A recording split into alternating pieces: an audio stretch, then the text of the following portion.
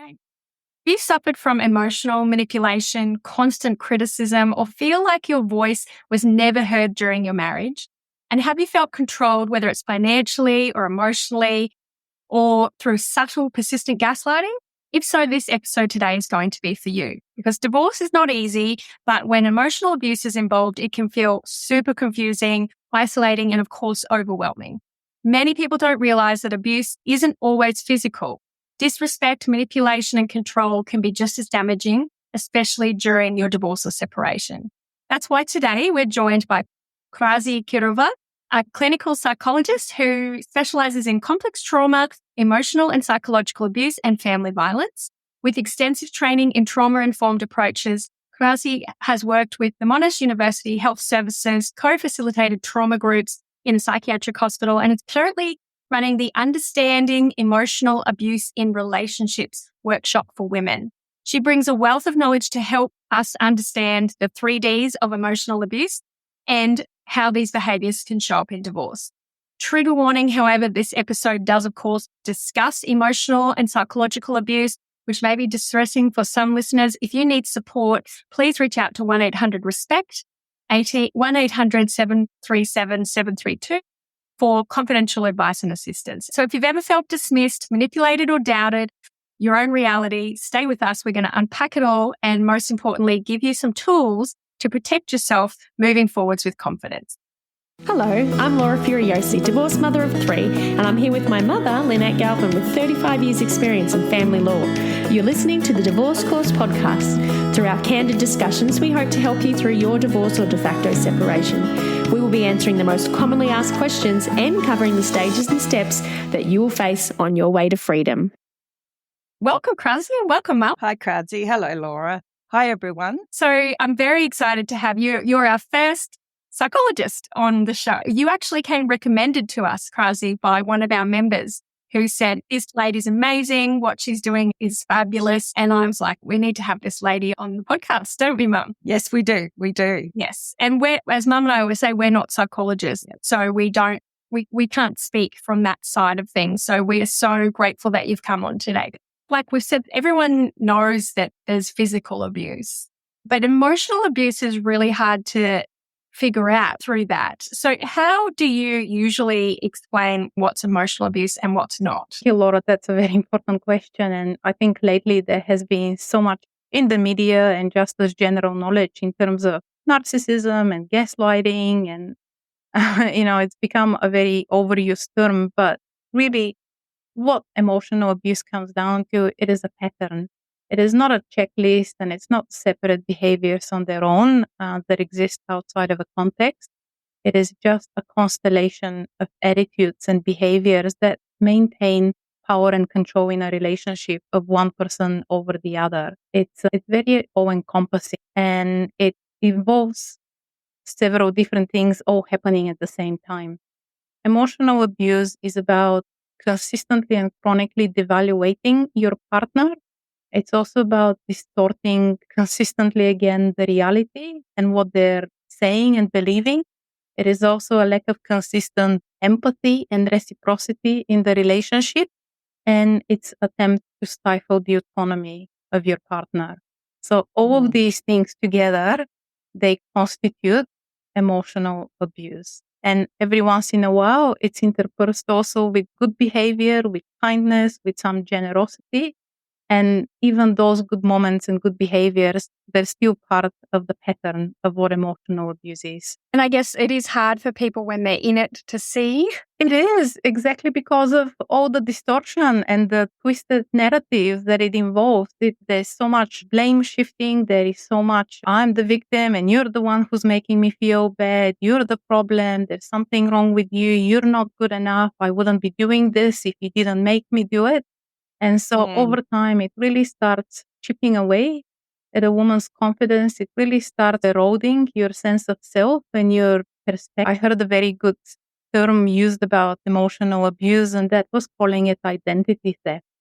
It's really that idea that it over time robs you of perspective. It robs you of who you are as a person, where you just become incapable of having any trust in your own judgment And that's what keeps you subdued for such a long time. Yeah, you keep trapped in that relationship. Yes, exactly. I've never heard anyone call it that kind of constellation of behaviours and identity theft, but doesn't that just say it all? Yeah. Right. And of course, I guess the woman is waiting for the nice person to come back, for the good behaviour to come back. Exactly. And that's why even the good parts in these relationships are part of the pattern. They're not the partner changing or them really wanting to do things differently. They are just another way of maintaining control in the relationship by giving just a little crumb of hope that it could be different, or that sense that maybe I am not doing enough. Maybe I am really the problem because look, he can be a nice person. He can do good things. So even the good parts are part of the pattern of emotionally abusive relationships. So can I ask you this question then? If someone listens to this, and we're going to talk about the 3Ds and identifying it, but if someone realizes that they've been suffering emotional abuse through the marriage and they're now going through divorce, does telling anyone about this in the legal world, in property or children's matters, does it matter? Does it matter? Well, it does. The strict letter of the law, it matters. So it's mattering now for children because the court is recognising coercive control as a form of family violence. It's in the definitions now. And if there's family violence, then a court needs to consider that when they're considering a child's best interest. So in parenting, it really matters. In property matters, the new legislation that's coming in June this year, 2025, recognises the debilitating nature of coercively controlling emotionally abusive partner on a person in the marriage or relationship, and how the person who is being subject to the abuse, their contribution to looking after the children, if it is, financial, maintaining the house, everything is that much harder because they are not together with a normal human being. They're together with someone who is doing this to them. And for the first time ever, it's part of one of the things that the court will consider now in a property settlement in Australia. I'm hoping it matters. I know that the training is ongoing. That's why it doesn't start until June, Laura. I know the judiciary are getting trained.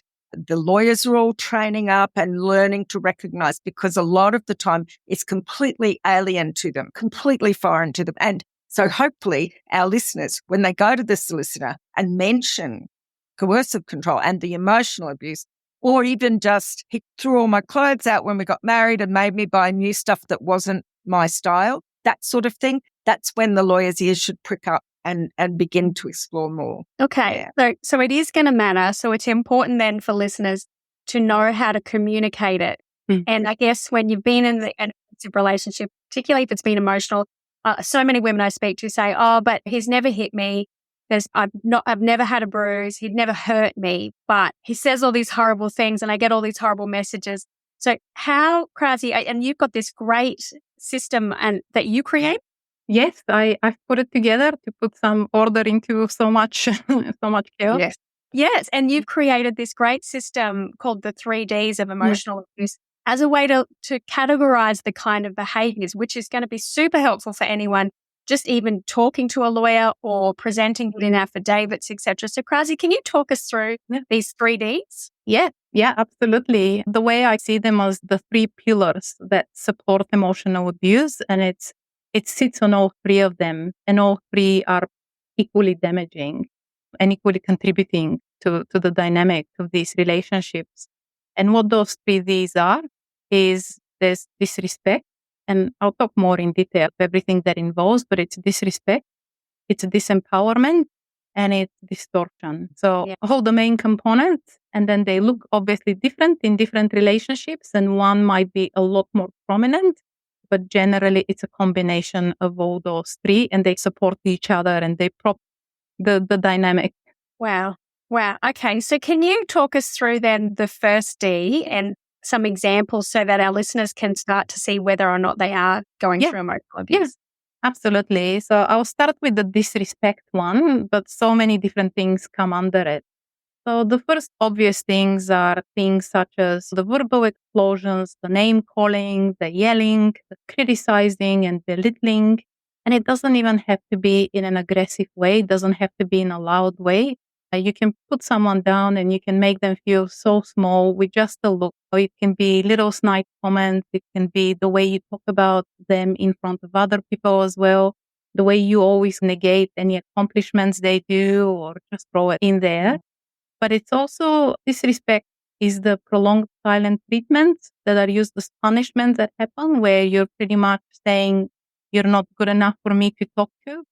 It's the systemic dismissal and invalidation of your partner's needs, feelings, and experience. Whatever is important to them, you can't care about it. If they have hobbies and interests, you're not interested.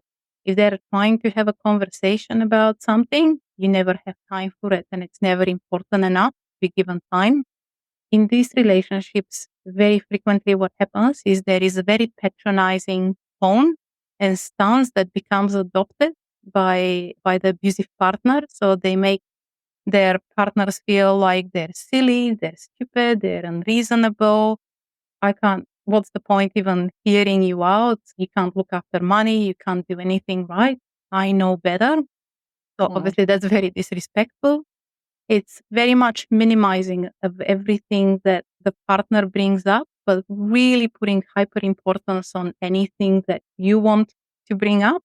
The obvious things like lack of equal contributions in the household, that's the easy one. And everyone knows that very gender roles and very firm kind of lack of participation in household and child rearing tasks is not great, but it is one aspect of abusive relationship. The other thing that people don't necessarily think very often about, but it's I put it down under the disrespect, is the lack of physical care of your partner. So very frequently what happens is and I'll speak about women because they are generally the victims in these relationships. When, for example, a woman becomes sick or unwell, the partner is nowhere to be found. They won't take her to the hospital. They won't pick her up. They won't actually be helpful in any other way. In fact, they often become even angrier and even more nasty during those times because suddenly someone's not catering to their needs, and that actually makes them angry. So women, they'll be so caring and they'll put all this time to look after their partners. And when they need the reciprocal care, they won't get it. Do you see that kind of disrespect happening with the children as well? Yes, it really depends. Look, it really depends because when a partner sees an extension of themselves in their children, they actually can be quite nice. They want to ally the children to them in devaluing the mother. They won't do it just to make the contrast even bigger. In some way, see, I can be nice to someone and you're not worthy of that.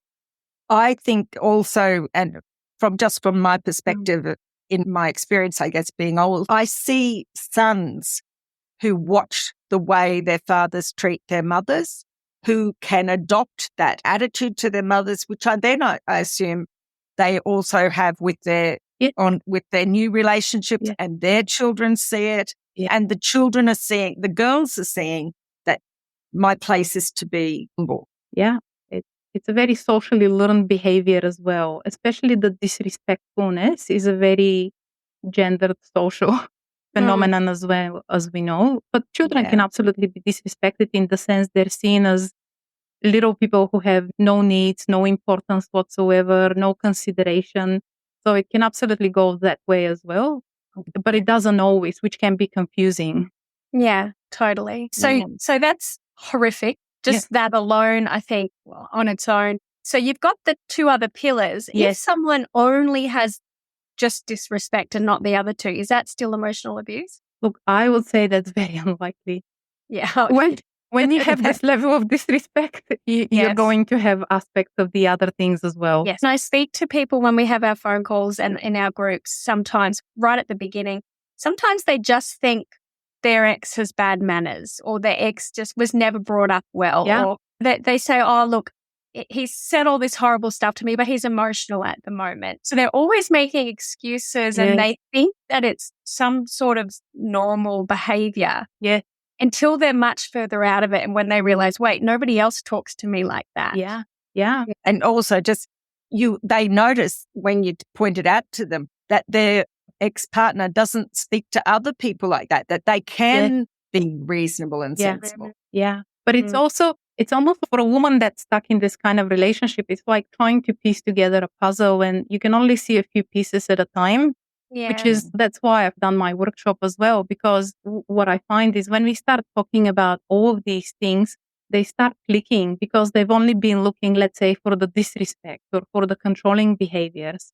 They weren't putting all the other stuff together to fit the picture. And once you have all these things listed and you start thinking about it, suddenly you're realizing, no, this is actually a much bigger dynamic than what I thought. But it just hadn't been brought to attention, or you didn't have the awareness or the words for it. Yeah. Okay. So can you tell us a bit about the second pillar? Yes. One is the disempowerment. And I guess that would be the closest to what we consider coercive control. But with that, again, it can exist very much on a continuum, and it can only be in certain areas or a lot more prevalent. So the most obvious things here are things like controlling finances, not allowing access, or you have to ask for every spending you make and you have to justify it. It's also things like monitoring and limiting basic daily activities. I've had clients who had to get permission when they're taking a shower, or they had to make these extensive lists of what the children will be eating throughout the day. And it was all under the guise of, I'm trying to manage you better. So even things like that. It's also things such as making important joint decisions, but without any input from your partner. That's actually very common. That's one of the hallmarks of emotionally abusive relationships. When it comes to where are we going for a holiday? Are we going to buy a new car? Are we going to take a loan for this? Where are we spending Christmas? It always seems to happen whatever he wants, one way or another. It's also things like really preventing you from working or any kind of career progression or anything that might lead to independence. And even when it's not directly preventing you from it, it's making it very difficult to do so. So even things like not teaching you to drive or not giving you access to the car, or whenever you need to go somewhere and see friends, suddenly they are not available to look after the children, or there's going to something happen at the last moment. So they could be done in very subtle ways that don't look like controlling behavior, but the result is exactly the same. The typical things we know about distancing you from family and friends. And it can be guised in all sorts of different ways. Maybe they don't like them. Maybe they find them too boring. Maybe they start picking fights with them.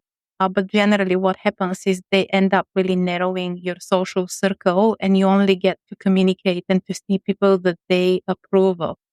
It's also things like having very rigid expectations about routines or any aspect of the home life. There is definitely a level of obsessiveness in these relationships. I find it's actually quite frequent that you could almost think as the abusive partner having an OCD level disorder, or becoming very rigid and very stuck on very insignificant sort of things in the way they monitor.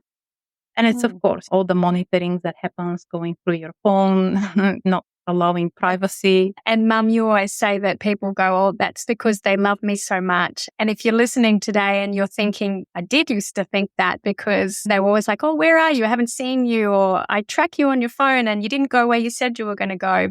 And originally they might think, oh, that's so loving and kind. Yeah. But then later on in separation, when they don't want that to happen, it's not loving and kind, it's control.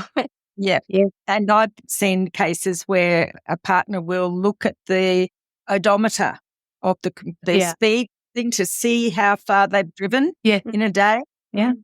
And I've also seen a situation where that kind of obsessiveness over where the parties, other family, the wife's, usually the woman's family, express that they don't like your new partner. Yeah.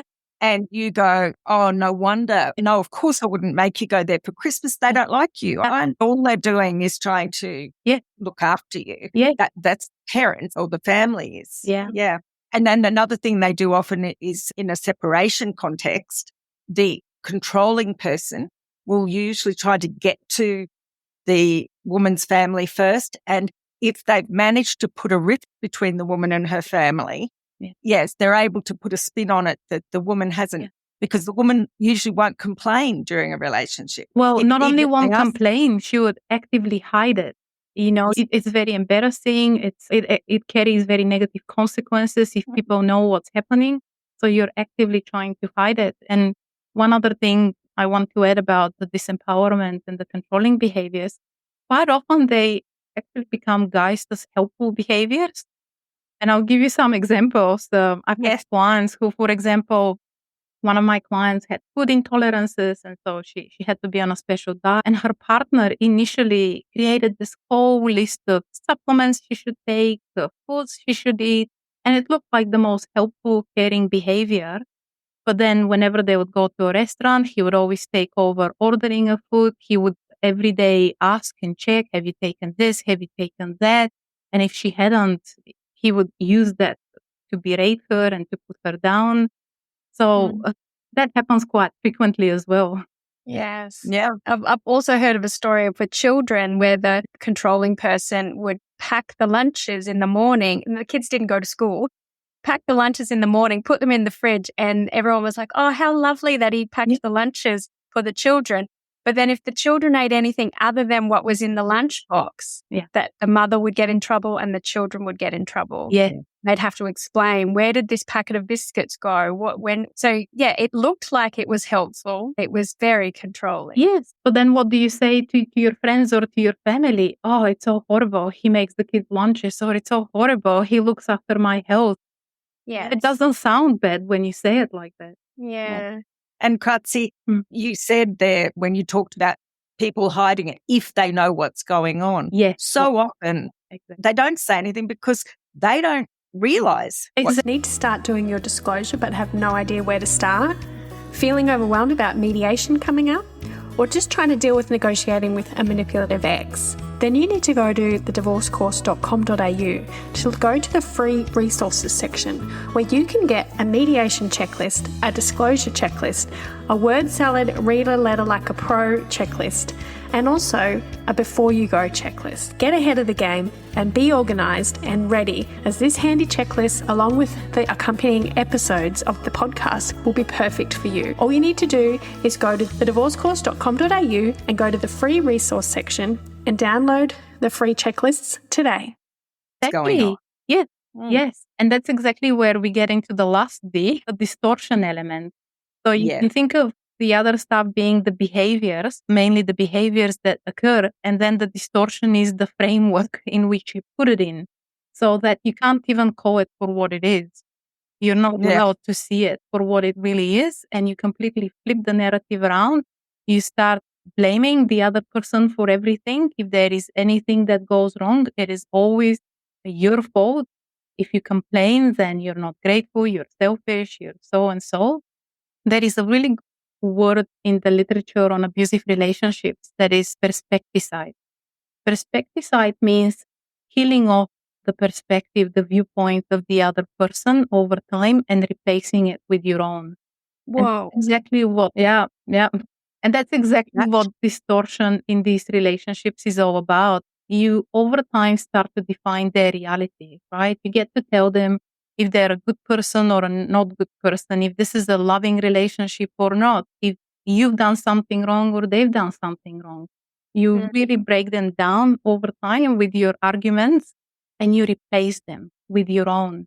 And so when we talk about things like gaslighting, I want to make it very clear. Gaslighting is not simply disagreements of opinion, right? Everyone sometimes agree, they don't see eye to eye. That's fine. That's not gaslighting. What gaslighting is, it's a systematic pattern of generating doubt about your own experiences, perceptions, even memory. And the reason why gaslighting is different is that there is no amount of evidence that will make the other person change their behavior. Because they're not doing it to disagree. They're actually doing it as a way of controlling. The distortion is probably, in some ways, the other behaviors are very damaging and they can be very harmful. But the distortion is what I think keeps women stuck in these relationships, because they find that everything they say, every reaction they have becomes weaponized against them. It gets thrown back in their face. If you get angry or upset, you get called an angry person. So often women get called abusers or you're a narcissist, you're so selfish. That's the hallmark of these relationships. I read a judgment yesterday where it was an appeal, but the trial judge had said that the woman was prone to hysteria. And that's a word we don't use for the last maybe Prone year. to hysteria. Psychology. Yep. And therefore they worried about the impact of her hysteria on the children. Yeah. And you thought, we always say, we're not psychologists, we don't know. Well, what does a judge know, with all due respect to the bench? Yeah. So when they've got this distorted perspective, or they've used perspecticide against them, and they're completely rewriting reality for these women, they come out and they're going through divorce. Yeah. And the thing I'm worried about, and I'd love some input from both of you on how to do, but if you didn't see it when you were in the relationship, how the heck are you going to get anybody else to see it when you're out of the relationship? Such a good question, Laura, because it's very hard to show it. Like I say, a lot of the things, if you put them down on paper, they don't actually sound awful. When you say he didn't give me ever a birthday gift, or he used to tell me what supplements to take, who's going to take that seriously? I so often when I work with women, and once they've come out of these relationships and we have the conversation of, I feel like I'm making a big deal out of this. I don't know, when people ask me, so what was so bad about this relationship? And they say, I don't know what to tell them. I don't know how to explain it to them. Right? Yeah. Because they're grappling in their own mind with kind of making sense of so many things. And each one on their own doesn't necessarily feel that bad. It's the combination, it's the pattern, it's what it does to you. That's the problem. I think that I see that distortion that you talk about, which is a brilliant way of describing it, lingers. Yes. Lingers long after the end of the relationship.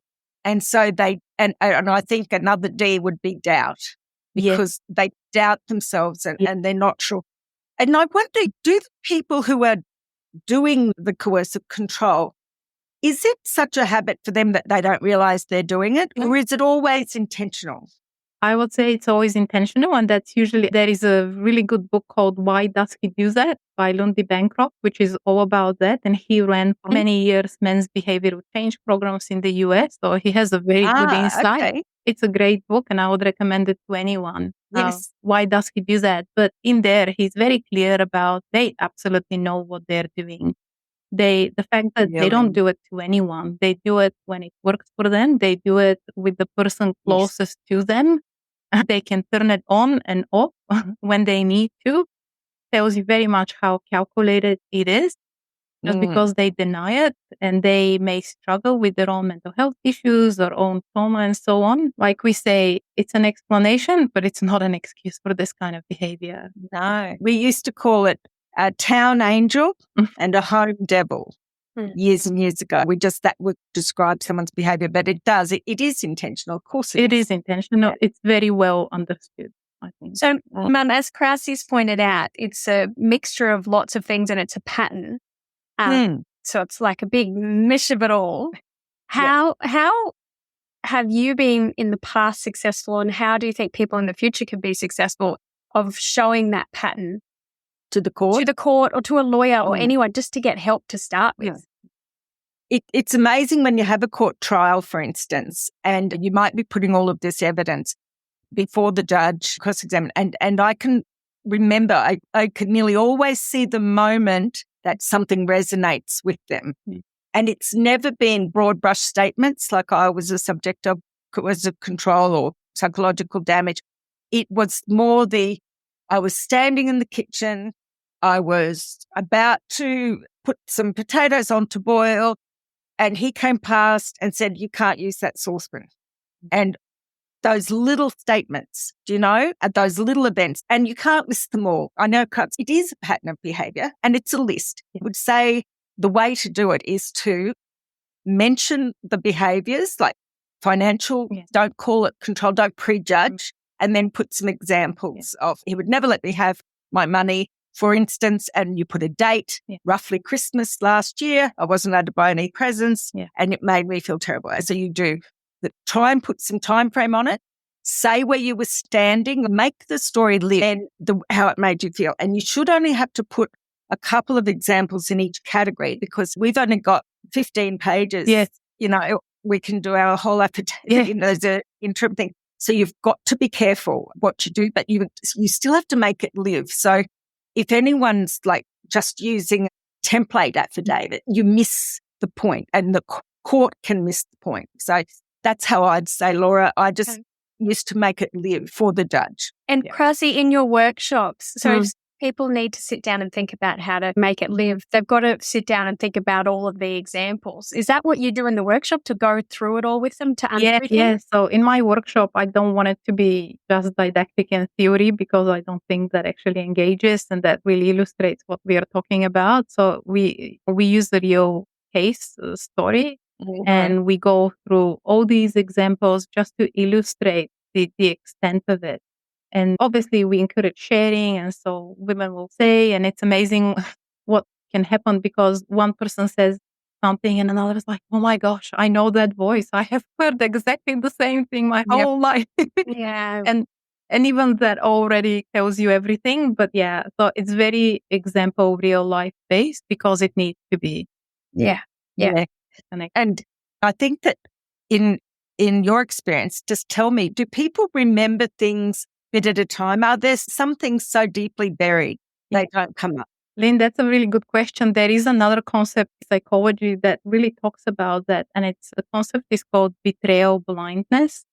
And it's really that idea, and absolutely anyone is capable of it. It's a protective mechanism of the brain where when something is too dangerous and risky to see, you will just not see it, because the cost of seeing it and acting on it is too big. So it's amazing what acts of awful behavior can literally be forgotten. It's not denial. It's not that the person doesn't know and they're in denial of what's happening. It's like the brain just takes it from here and puts it on the side here in a separate category and never goes there until someone literally puts it in front. Because if they do, then you have to do something about it. And quite often the cost of doing something about it is very significant, and it's scary. So you don't. So it's literally the not seeing of the thing that you can see. And do you think when time has passed and people are feeling safer, those memories can surface again? Absolutely. And in my work, when I work with women, and I work with women at all stages of these relationships, when they're still in it, when they know what it is, but they haven't left, when they've already left and they're a year or two out, what I find is that time away you have from this relationship, the bigger clarity you get, the more perspective you get, the more you do start remembering and putting that puzzle together. And you start getting angry at that point as well, because you can't afford to be angry while you're still in it very often. And that's when it really hits you, the extent of what happened. But you don't see the full picture usually when you're in it. You just don't. And we do talk about, Mum talks about a pendulum swing from when they've said, oh, no, I don't want to cause any problems. No, my ex is like that. They don't want to engage. They don't want to negotiate. But then they get angry, like you say, when they remember it all and they put it all together and they realize what they've gone through, and it swings the other way and they get too angry. And that can really affect their case if they're too far aggressive, because then they look like the person who's caused the problems. So it's a horrible swing. Now, I'm very mindful of the time because we're close to the end, but I want to ask this question, Krasi. I know a lot of people who may be listening to this might not have left yet. They may be living under one roof. And there's a new trend that's going around where their ex says, let's go to therapy. Let's go to family therapy. Can family therapy fix these kind of problems? No. And I'm very clear about that, and all the advice from domestic violence sort of services as well, from all the research, everything we know is absolutely, it is not helpful to be doing couples counseling when you know this is what's going on, because this is not a relationship problem to fix, right? This is the problem is one person is being abusive towards another. And if you're not addressing the correct problem, then your solution is going to be completely off. And in this case, it's going to be a lot more damaging. Imagine in a situation where any of your vulnerabilities becomes used and weaponized against you, and suddenly you go into a room where you're supposed to be vulnerable. You're expected to share all these things. That's awful. And also imagine all the self-doubt, all the loss of trust in yourself you walk in with, and then you have a person in an authority figure, such as a therapist, because they won't see it quite often, or it will take them a while to see it. And then they just side with everything that's happening. It makes you feel awful. It makes things way worse, and it doesn't fix anything. So my advice is absolutely against. If you think you're in this relationship, go for individual therapy. And get support for yourself, but do not go into couples therapy. It will not be helpful, and you will walk away even more disempowered. Okay. And Mum, a question for you. When it comes to mediation, when people are going in to sit down and decide who's going to have the kids and what, or the property stuff, can you do mediation if you've been this kind of abused with the emotional abuse? I think there needs to be enough time between leaving and the mediation to establish your own sort of proper needs, to know what your mind is, not what their mind is. And then I always say to take a fierce friend with you who'll reality check you, write down the things that have happened so that you don't feel you're being persuaded, and keep into separate rooms. So the Family Law Act at the moment is written with a view to people going to counselling. Often if they've been in an emotionally abusive relationship, we've heard of people, haven't we, Laura? They split up on the weekend and the person's already booked family therapy or mediation for Thursday, and trying to get them on their vulnerable spots. But I think we have to accept that the court expects mediation to happen, and it's not correlated to a person's healing. Yeah. But maybe they could say, hey, we've just broken up. Can I have a couple of weeks? Would that be reasonable? Oh, too right. Yeah. Absolutely. No one's going to criticize anyone for that. Okay. No one's going to. And you might get a lawyer's letter demanding something within 2 weeks and you've only just walked out the door. That's fine. You can let that go a little bit. And hopefully with the bench being aware of coercive control and these emotional behaviours and emotional abuse, that they won't be critical of someone who needs to take a little time to heal. Hopefully. So, Krasi, as we've got to go, I want to thank you again so much for all your time and for sharing this with us. Would we be able to provide some information you can give us some things to put in the show notes so people can find you as well? Yes, I will absolutely do that. Thank you. Yes. And those books. Yes. And I'll put the list of those books in there. And Krasi, did you want to just tell us again a little bit about your workshop, like where people can find you? Yes, thank you. So the next one is running on the 15th of March, but that's already booked out. But the next one will be only about a month and a half later. It's a workshop only for women. It's in a small group, so about 10 to 12 women. It's 3.5 hours, so not too long, on a Saturday. And it's all about understanding these dynamics. If you're questioning what's going on, if you've come out of a relationship but you're still confused about what happened, if you're trying to make sense, which I have to say a lot of women are at that stage, still trying to make sense. And most importantly, if you want to be in a supportive environment with other women who get you, because that's what's lacking so often. Right? It's just, who do I share this with? Where do I open up? Where do I hear someone else's similar experience to know that I'm not the only one? Yeah. And that's what the workshop does. It just provides that environment. I can't thank you enough for providing a safe space for women to talk about these kind of issues, because I do feel like it is quite isolating for people who are going through this, dealing with it. Our podcast helps in some ways, but, personal contact can make a million times better difference. Like, you don't feel so alone and you don't feel like you're crazy. So I can't thank you enough, Krasi, for sharing your wisdom today. And thank you so much, Mum, again. And we will see you all next week. See you. Bye. Thank you so much. Bye. If you found this podcast helpful, we'd love it if you could rate, review and subscribe. By doing so, you are spreading the word to help someone else just like you. Lynn would like to remind you that this podcast is general advice only, and you should always get legal advice in relation to your particular situation. And remember that the Australian laws may have changed since recording.